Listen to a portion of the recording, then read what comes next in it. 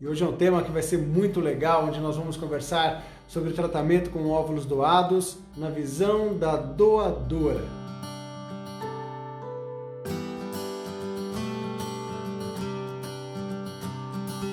Boa noite! Estava com saudades das nossas lives e hoje é um tema que vai ser muito legal, onde nós vamos conversar sobre o tratamento com óvulos doados na visão da doadora. Nós fizemos uma live não tem muito tempo, onde nós conversamos sobre a visão da receptora e hoje nós vamos conversar um pouquinho sobre a visão e o olhar e os cuidados que nós temos que ter com aquelas que desejam ser doadoras de óvulos. É um tema muito legal, muito interessante, que mexe não só com o lado técnico, mas também com o lado emocional aí de muitas mulheres e tentantes que vêm nessa luta para conseguir engravidar. Eu sempre coloco a possibilidade de enviar as dúvidas também pelo WhatsApp, para de alguma maneira, se alguém não quiser mandar aqui durante a live, é uma forma da gente também conversar. A Larissa está aqui comigo, ela vai tentar anotar as possíveis dúvidas que podem surgir durante a nossa conversa, caso eu não consiga acompanhá-las aqui. Vamos lá, eu preparei um roteiro para entender e hoje o tema ele é um tema muito específico, que é sobre o tratamento com óvulos doados com a visão da doadora. Durante essa semana eu fiz algumas perguntas, fiz algumas enquetes para ouvir algumas opiniões e aos poucos nós vamos levantando aqui durante a nossa conversa. E uma das coisas que eu perguntei é assim, puxa vida, ser uma doadora pode atrapalhar o meu tratamento, pode diminuir as minhas chances de um resultado positivo? E essa foi da enquete que deu uma maior divergência de opiniões. Alguns disseram que sim, outros disseram que não, alguns disseram talvez, e daqui a pouco eu vou tentar trazer essa resposta para vocês. Agora, para todo mundo que pensa em ser uma doadora, nós temos que saber olhar um cenário. Nós temos que saber olhar o porquê nós estamos fazendo isso. Então, muito mais do que discutir a parte técnica de como funciona o tratamento, é fundamental nós entendermos por que eu quero ser uma doadora. Por que eu quero doar os meus óvulos? Esse porquê tem um bastidor que ninguém levanta essa bandeira, ninguém fica falando que precisa de um óvulo doado em público, em roda de amigos, na sociedade de uma forma geral, na internet. Então, são poucas as mulheres que falam que seus ovários já não são mais capazes de proporcionar óvulos com qualidade para que elas possam ser mães. Mas, embora sejam poucas as mulheres que falam abertamente sobre isso, são muitas mulheres que precisam de ajuda. São muitas mulheres que receberam a notícia de uma menopausa precoce, ou porque a idade avançou e ela ainda deseja ser mãe. E só para vocês terem uma ideia de números, só nos Estados Unidos são realizados mais do que 20 mil ciclos de ovo-doação por ano. O Brasil não tem números bem estabelecidos para que nós possamos levantar, mas só uma referência norte-americana, são muitas mulheres que precisam de ajuda, que são as possíveis receptoras de óvulos. Então, geralmente, as receptoras são mulheres que têm a idade avançada e óvulos de menor qualidade para poder proporcionar um óvulo de boa qualidade para conseguir engravidar, mulheres que receberam a notícia de uma menopausa precoce, mulheres que perderam seus ovários numa cirurgia ou porque seus ovários foram comprometidos num tratamento oncológico, por exemplo, e que não serão mais capazes de ser mãe se não receberem um óvulo doado ou aceitarem uma adoção, por exemplo. E elas aguardam por alguém que faça essa doação. Então, ser uma doadora parte do propósito de saber que existe alguém que precisa de ajuda e talvez você possa ser essa pessoa para ajudar a construir muitas famílias que você sequer saberá quem é. E é importante esse final, essa conclusão, em que você sequer saberá quem é, porque isso vai exigir ainda mais essa espiritualidade de poder ajudar o próximo. Porque uma coisa é nós ajudarmos aquele próximo mesmo, aquele familiar, aquela amiga ou aquela pessoa que você tem alguma familiaridade para que você possa ajudar. Agora, é difícil nós pensarmos de ajudar uma pessoa que nós sequer conhecemos. E isso envolve muita espiritualidade, tem que ter a mente muito bem estabelecida, né, a sua energia muito bem tranquila para poder fazer isso. Isso ocorre com a doação de sangue, isso ocorre com a doação de medula, que são doações que nós podemos fazer em vivo, não digo doações pós-mortem, mas doações em vivo. E a doação de óvulos é uma possibilidade. Então eu quero abrir essa live, colocar como primeiro tema dessa live, vocês entenderem que existem mulheres que precisam de ajuda e por isso estou fazendo todo esse movimento, porque doar óvulos é um ato de pleno amor ao próximo e que vai exigir de você toda essa espiritualidade, certo? Então, antes de falar como funciona, eu quero trabalhar a conscientização. Ao mesmo tempo, se existem aquelas mulheres que precisam receber óvulos doados, deve-se existir também alguém para doá-los. Quem são as doadoras de óvulos? Por que mulheres fazem doação de óvulos? Geralmente são mulheres que também sofrem de infertilidade. São casais que estão na luta para conseguir ter um filho e que por algum motivo também têm indicação de fazer uma fertilização in vitro, seja por um fator tubário, um fator masculino, ou por algum motivo que dificulte a gravidez espontânea e em que a fertilização in vitro pode ser um tratamento adequado. E uma vez que esse casal vai fazer uma fertilização in vitro, ela pode doar parte dos óvulos produzidos para alguma receptora. Então a doação de óvulos, ela está na grande maioria das vezes atrelada também a casais que sofrem de infertilidade e que no meio do seu tratamento são idôneos em doar parte dos seus óvulos para mulheres receptoras. Poxa, todo mundo pode doar? Todo mundo pode ser uma doadora? Não. Existem regras estabelecidas pelo Conselho Federal de Medicina para que alguém possa ser uma doadora. Regras de cadastros, existem pré-requisitos mínimos para ser uma doadora. E essas regras foram estabelecidas pela última vez em 2017 pelo Conselho Federal de Medicina e são, primeiro ponto, idade menor ou igual a 35 anos. Então, 35 anos, 11 meses e 29 dias antes que faça 36 anos. Por que a idade precisa ser mais jovem? Porque a qualidade do óvulo é melhor, as chances de sucesso são maiores e o risco de alterações genéticas na prole também. Então, nós consideramos que são óvulos de melhor qualidade, com melhor potencial reprodutivo e que aumentam as chances de sucesso, tanto para as receptoras quanto para as mulheres que estão doando também. Então, o primeiro critério é a idade. Se você já completou 36 anos, não pode mais ser uma doadora pelas regras atuais, ok? Então, cuidado, você que tem 34 anos. Hoje eu acabei de conversar com um casal que saiu daqui e ela tem 34 anos. Nós estamos naquela transição da indicação de fertilização in vitro. Nós não estamos certos ainda se ela vai precisar desse tipo de tratamento. Ela ainda está fazendo alguns exames. E eu já alertei para ela, falou, olha, se nós já estamos pensando em fertilização in vitro, não coma bola, porque talvez você possa ser uma doadora. E se você fizer 36 anos, você não vai mais poder. Então cuidado, você que tem 34 anos e pensa em ser uma doadora, porque depois talvez você não possa. Então, o primeiro critério, idade. Segundo critério, que tenha sorologias negativas. Então, existem alguns exames sorológicos, assim como a doação de sangue, por exemplo, que devem ser feitos obrigatoriamente e devem se afastar doenças. São elas HIV, hepatite, sífilis, entre outras patologias que poderiam ser transmitidas, que devem ser feitas, afastadas, para que você possa ser uma doadora. Também deve ser feito PCR de pesquisas de doenças sexualmente transmissíveis cervical, de doenças ginecológicas, que também devem ser afastadas e são estabelecidas pelo Conselho Federal de Medicina.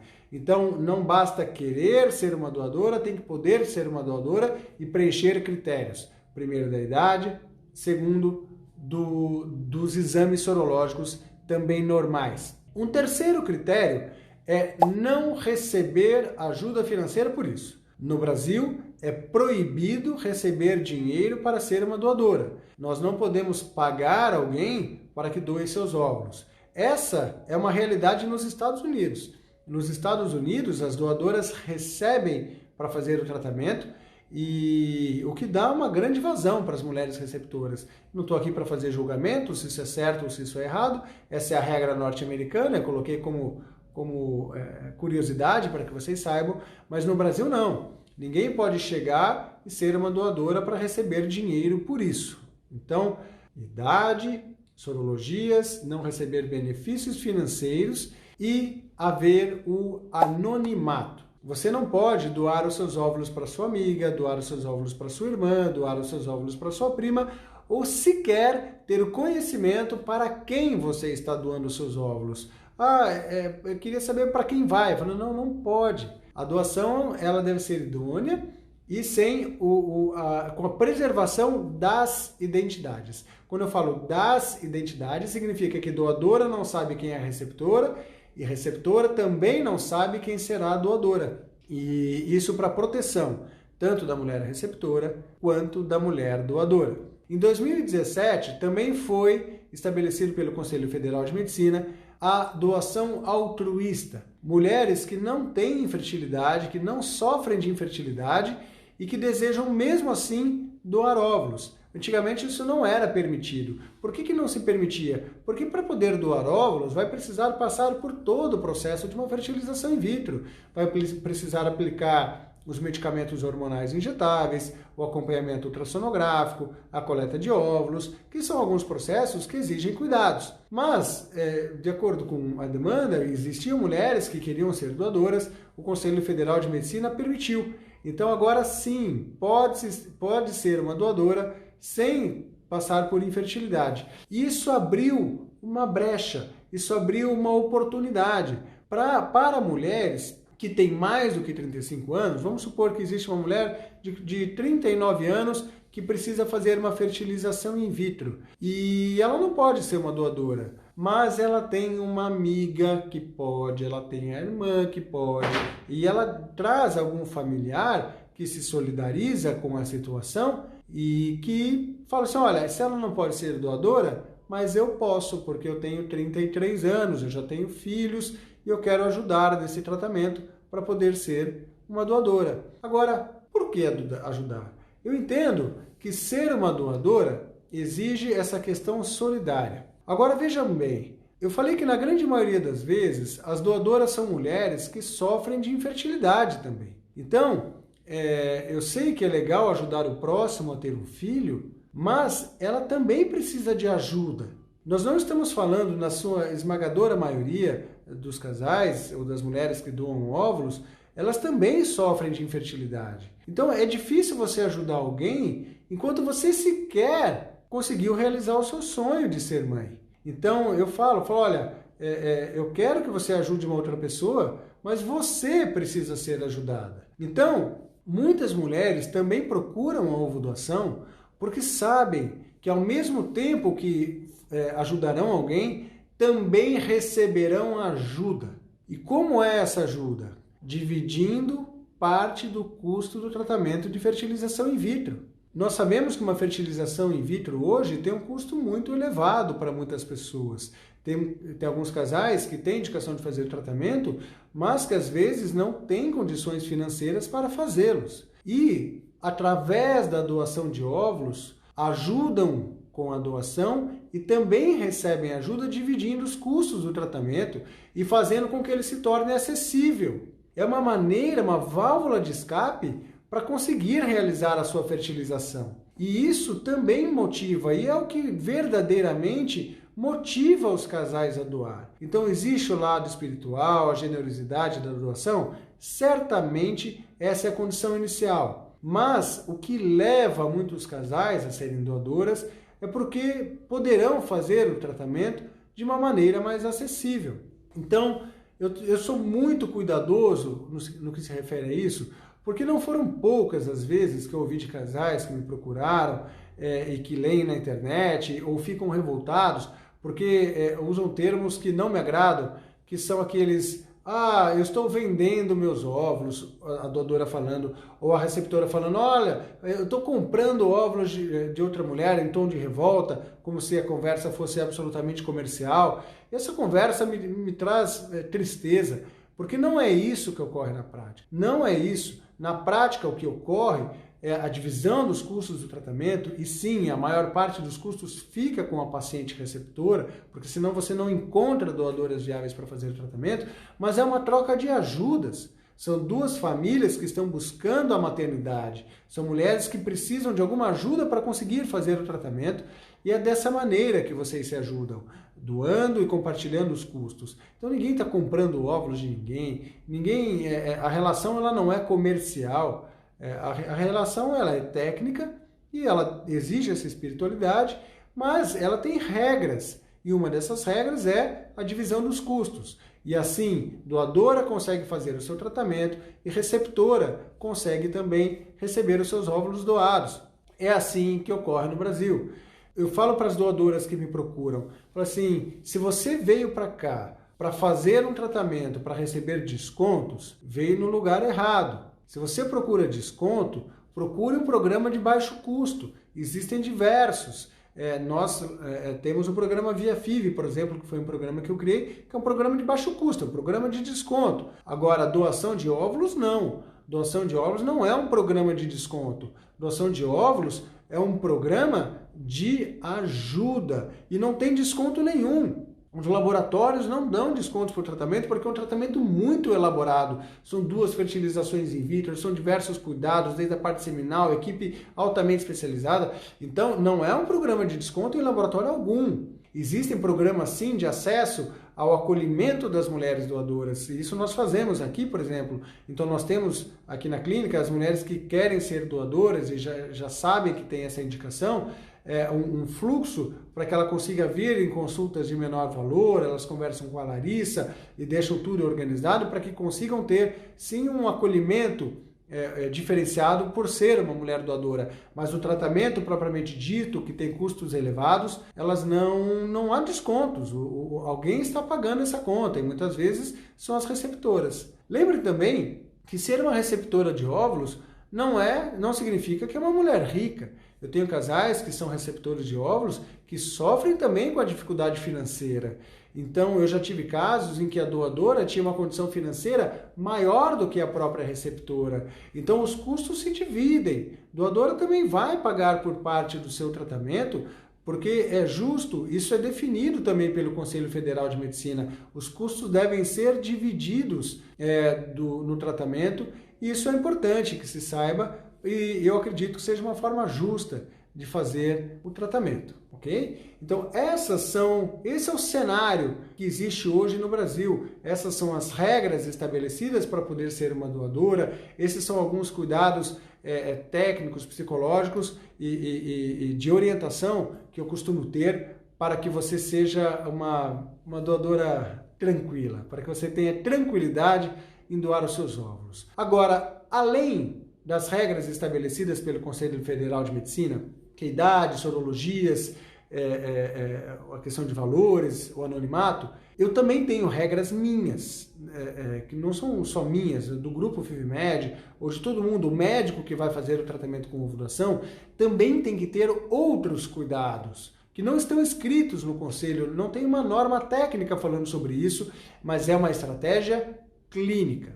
Quais são esses cuidados? Primeiro, que o fator de infertilidade da mulher doadora não seja aquele que comprometa a qualidade do seu óvulo. Então, se eu tenho uma doadora ou uma mulher que deseja ser doadora, mas cujo fator de infertilidade pode comprometer a qualidade do óvulo, seja porque tem um cariótipo alterado, seja porque tem uma endometriose extensa, um endometrioma do ovário, eu converso muito com ela e normalmente não aprovo como doadora, porque eu não estarei ajudando ela, doando parte dos seus óvulos, e também não estarei ajudando a receptora, que poderá receber óvulos de menor qualidade e terá menor chance de engravidar. Saiba que essa receptora que está guardando um óvulo é um casal altamente fragilizado emocionalmente, que já passou por diversas frustrações e que tem às vezes ali a sua última expectativa de poder ser mãe, e eles precisam sim receber a maior chance possível.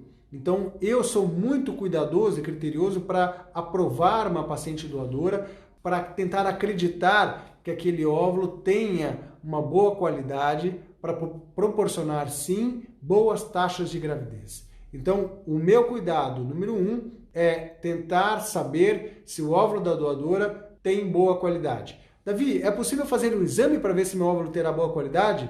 Não, infelizmente não. Eu busco informações como a idade da mulher, às vezes tentar respeitar o critério da idade, a avaliação da reserva ovariana. Quero dedicar um tempo maior aqui também. Por quê? Existem mulheres que, mesmo mais jovens, por volta dos seus 30 anos de idade, por exemplo, já têm uma menor reserva ovariana, já tem uma baixa reserva ovariana e que não vai conseguir produzir um grande número de óvulos no tratamento. E essas mulheres serão prejudicadas fazendo tratamento de ovo-doação. Como assim, Davi? Significa, por exemplo, que uma doação de óvulos, nós dividimos os óvulos entre doadora e receptora. Vamos supor que a doadora fez o seu tratamento de fertilização in vitro e produziu 20 óvulos. Ela vai usar 10 para fazer o seu tratamento e vai doar 10 para alguém fazer o tratamento, para a receptora. Normalmente, com 10 óvulos para cada uma, ela vai ter bons resultados, tanto doadora quanto receptora. 10 óvulos é um número bom. Eu considero, o meu critério de corte é que uma boa doadora produza pelo menos 16 óvulos maduros. Com 16 óvulos maduros, nós podemos doar 8 e ficar com 8 para fazer o tratamento. Se com 8 óvulos, ela terá boas chances de gravidez, tanto doadora quanto receptora. Então, mulheres doadoras que querem ser doadoras, mas eu vejo na avaliação da reserva ovariana que tem o menor potencial de produzir óvulos, ou seja, tem uma menor reserva ovariana, eu discuto para que ela não seja uma doadora.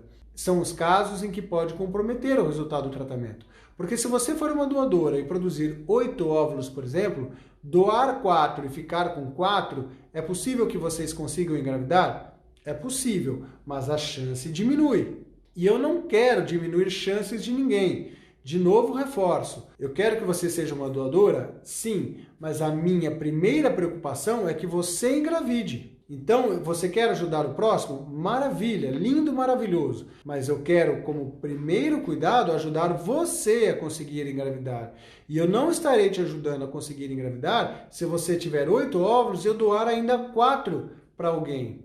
E eu vou diminuir a sua chance de engravidar. Então, eu coloco como critério de corte 16 óvulos maduros. Agora, Davi, e se eu produzir 12, por exemplo? Aí existem estratégias técnicas para fazer o tratamento de maneira diferente. Existem algumas situações em que a paciente doadora faz 2 ciclos de indução. Como assim? Eu faço um primeiro ciclo de indução, produzo 10, 12 óvulos e dou todos os óvulos desse primeiro ciclo para a paciente receptora e depois faço um novo tratamento, onde todos os óvulos ficarão para a paciente doadora. E assim ela vai conseguir fazer o seu próprio tratamento com mais ou menos 12 óvulos, no nosso exemplo. E assim, aí sim, nós estaremos ajudando para que ela tenha boas taxas de gravidez. Em algumas situações, por exemplo, o casal doador tem um fator masculino grave, por exemplo, o marido tem uma grave alteração seminal, às vezes o marido vai precisar fazer uma cirurgia de microdissecção testicular, o marido tem alguma condição genética envolvida, então esse casal precisa de um bom número de óvulos. Eu quero fertilizar 10, 12, 14, 15, porque às vezes eu preciso fertilizar todos, porque eu sei que a chance de obter um embrião no final com ótima qualidade vai ser maior. Às vezes, se eu fertilizo poucos óvulos dessa mulher com um sêmen gravemente alterado, a chance de sucesso é pequena. Então, são duas as situações em que eu recomendo, em que a doadora pense na estratégia de fazer 2 ciclos de indução, um para doar e um para ela mesma. Primeiro, quando ela tem uma reserva ovariana limítrofe, quando ela não vai conseguir produzir 16 óvulos maduros. Segundo, quando há um fator grave de infertilidade, às vezes relacionado a um fator masculino, em que fertilizar um número maior de óvulos será importante para obter maior chance de gravidez. Então, nesses casos, nós temos que pensar na possível estratégia de fazer 2 ciclos de indução para aumentar o número de óvulos e assim proporcionar maior chance de gravidez para o casal que deseja doar. Poxa, Davi, mas fazer 2 ciclos de tratamento é muito difícil? Sendo bem sincero, é desgastante, mas é absolutamente possível. Quantos casais não fazem 2, 3, 4, 5, 6 fertilizações in vitro para chegar no seu resultado positivo? Eu diria que é um esforço a mais, uma dedicação a mais em prol da busca do melhor resultado. Então, é absolutamente factível fazer 2 ciclos de indução. E foi legal, eu recebi uma mensagem, não fala inbox, como é que fala? Direct, né, Nunes?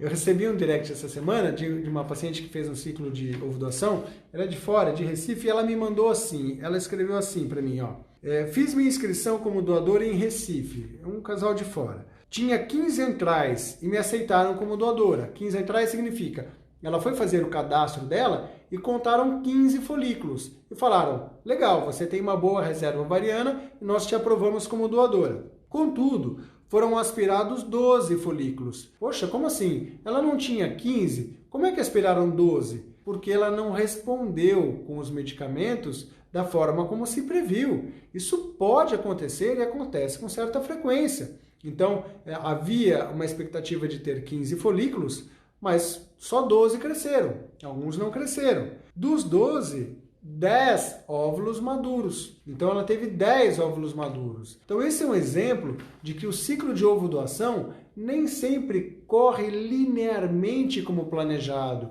Possivelmente a equipe que planejou o tratamento dela imaginou que ela pudesse produzir 16 óvulos. Então eu vou começar um tratamento e falo assim, olha, você tem 16 folículos, você está aprovada como doadora. Mas de repente ela pode não responder bem ao tratamento e comprometer o resultado, tanto da doadora como da receptora. É por isso que eu gosto, desde o princípio, ter o plano A e o plano B nas mangas. Por quê? Porque se a mulher responder com um número menor de óvulos, nós partimos para o plano B. Nós vamos pensar em doar esses óvulos e fazer tudo de novo. E aí sim, nós entramos já preparados e já tranquilos, orientados, para poder usar a melhor estratégia que for possível. Então, às vezes nós temos que mudar a estratégia no meio do caminho. E aí essa paciente evolui no seu texto. E ela fala assim, ela teve os 10 óvulos, ok? E ela fala assim, 2 ciclos menstruais depois do tratamento, fiz um novo ultrassom e foram vistos 11 folículos no ovário direito e 19 no ovário esquerdo, 30 folículos. Ela me pergunta, isso é realmente possível? Como assim? O que explica isso? E aí eu prometi para ela que eu ia responder para ela nessa live. Então, o que explica isso? Às vezes, no ciclo de ovo-doação, quando você faz uma estimulação ovariana, existem alguns autores que defendem que o segundo ciclo pode ser melhor do que o primeiro. Então, isso pode acontecer, são as variações de interciclo de reserva ovariana. Existem situações sim que o segundo ciclo é melhor do que o primeiro. Então eu uso isso como exemplo para vocês entenderem que fazer 2 ciclos de indução também não é ruim, porque às vezes o segundo ciclo pode ser melhor do que o primeiro. Eu não estou falando que é melhor do que o primeiro, por experiência prática eu vejo que são muito parecidos, mas pode sim ser melhor do que o primeiro e proporcionar boas chances de gravidez, certo? 32 anos e endometriose, posso ser doadora? Não sei. Qual é a sua reserva ovariana? Qual é a extensão da sua endometriose? A endometriose está no ovário? Qual é a quantidade de folículos antrais? Então lembrem, pelas regras do Conselho Federal de Medicina, sim, você pode ser doadora. Você tem 32 anos e se tiver as sorologias normais, você pode ser doadora. Mas pelos meus critérios técnicos, eu preciso avaliá-la muito bem antes de aprová-la. Eu sei que endometriose pode diminuir a qualidade dos óvulos e pode diminuir a reserva ovariana. Toda endometriose causa isso? Claro que não. Tem mulheres com endometriose que têm óvulos de excelente qualidade. E nós temos que tentar avaliar nos exames para saber qual é o seu cenário. Então, o seu caso deve ser cuidadosamente estudado, tá bom? Legal pergunta. 30 anos, já fui doadora, mas não engravidei. Posso tentar novamente? Depende. Por que você não engravidou? Eu gosto muito de saber como foi o ciclo da receptora, quando eu tenho acesso a essa informação. Quando é em outro laboratório, às vezes eu não tenho essa informação. Mas assim, quando uma doadora faz um tratamento e não engravida, ela pode tentar de novo. Eu preciso acreditar que ela não engravidou, que essa relação não esteja direta com a qualidade do seu óvulo. Porque se ela não engravidou porque o óvulo era ruim, não recomendo que façam outro ciclo com doação, porque o ideal é que você use os seus óvulos todos para você. E não é justo com uma mulher receptora doar óvulos de uma mulher que sabidamente tem óvulos de menor qualidade. Então eu não faço cadastro de mulheres que já fizeram o ciclo de ovo doação e cujo resultado negativo esteve relacionado à qualidade do óvulo. Agora, às vezes o resultado negativo foi porque o sêmen não era legal, foi porque o endométrio não era legal, foi tudo bem no ciclo da receptora, e aí sim, você pode ser uma doadora de novo. Um outro cuidado importante que eu não citei lá atrás é a questão regional. Então, existe um critério regional para você ser uma doadora de novo. Então, a doadora receptora, não posso doar para mais de 2 casais receptores se já existem crianças de sexos diferentes numa região de 1 milhão de habitantes. Então, aos poucos, vai ficando cada vez mais difícil encontrar uma nova receptora para você, porque eu preciso buscar mulheres de outras regiões para poder fazer o seu tratamento, ok? 28 anos, fator tubário e síndrome dos ovários policísticos. Devo responder melhor por ter síndrome dos ovários policísticos?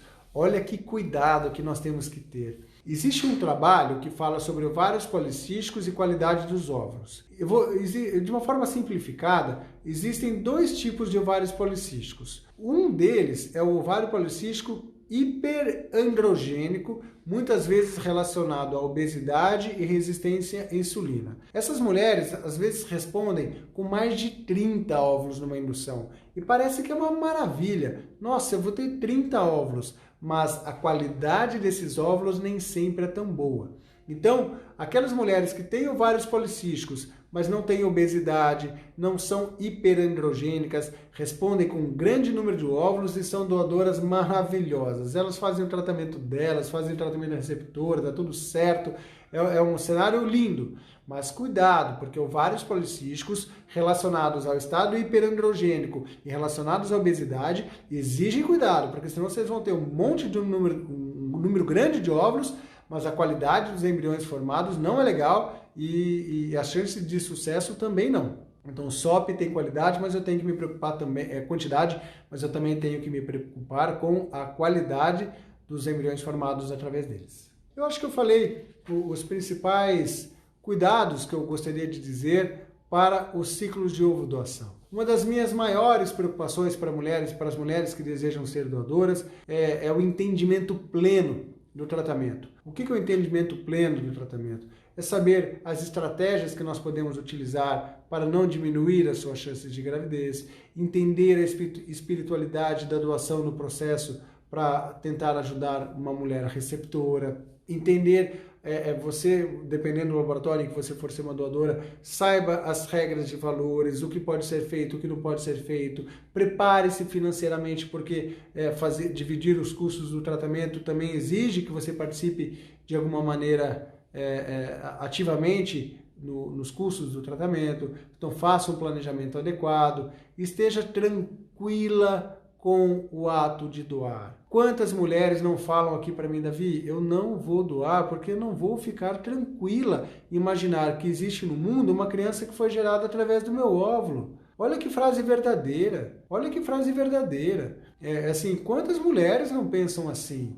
E às vezes nós podemos nos sentir, nossa, será que eu sou uma pessoa ruim porque eu não quero doar o óvulo? Claro que não. Claro que não, não é simples, não é emocionalmente simples você imaginar que pode ser que tenha uma criança no mundo que carrega a sua herança genética. Você nunca vai poder falar que eu tenho filho. Não, filho não, você não tem relação de maternidade alguma com a criança, fruto do óvulo que você doou. Mas você vai saber que tem uma criança que pode sim estar carregando a sua herança genética por aí. E você tem que ter muita paz emocional para poder fazer isso. Então, entendo também que o tratamento de ovo doação não tem uma regra fixa. Você tem que respeitar os critérios do Conselho Federal de Medicina, mas não tem uma regra fixa. Vou te dar um exemplo, lembrando agora o que eu havia esquecido.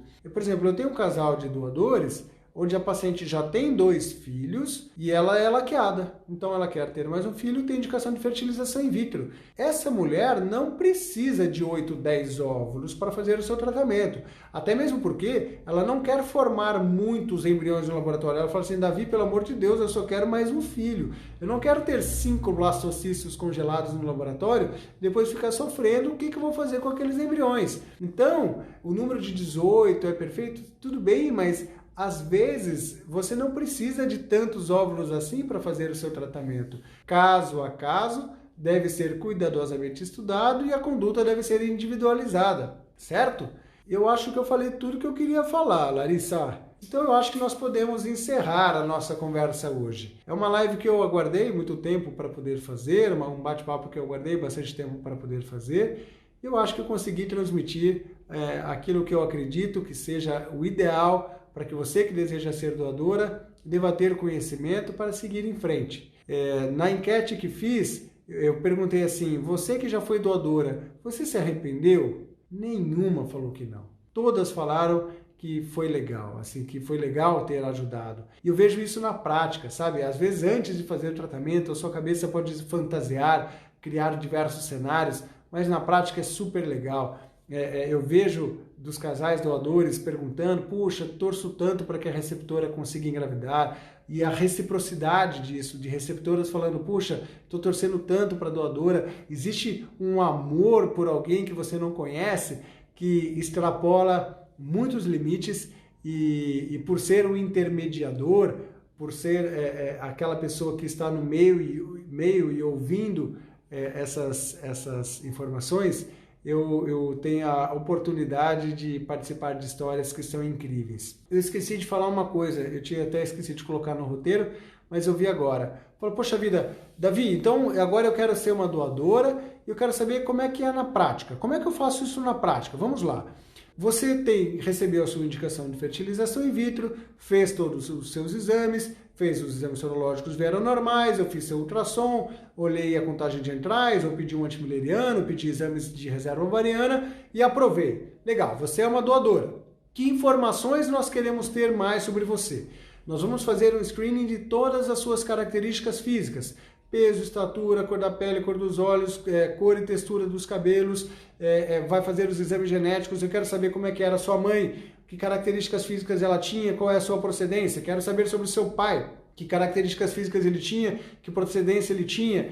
Quero saber sobre doenças na família. Existe alguma doença na família genética que pode ser transmitida para a prole? Existe algum risco genético reprodutivo que possa não aprovar você como doadora ou que me faça ter algum cuidado a mais como receptora? Então é feito todo um cadastro, uma ficha de cadastro para que eu possa ter informações sobre você. E depois eu preciso pareá-la com alguém. Eu preciso pareá-la com uma receptora. Esse pareamento é feito por características físicas. Então, por exemplo, puxa, eu sou uma doadora com características muito peculiares. Eu sou ruiva de olhos azuis, eu sou linda, eu sou super bonita. Muito parecido com a Mariana Rui Barbosa. Eu falei, linda, beleza.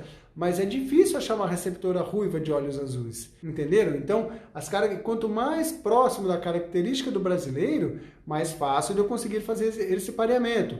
Eu tenho uma tipagem B positivo. Meu Deus, eu preciso achar uma receptora que seja B positivo.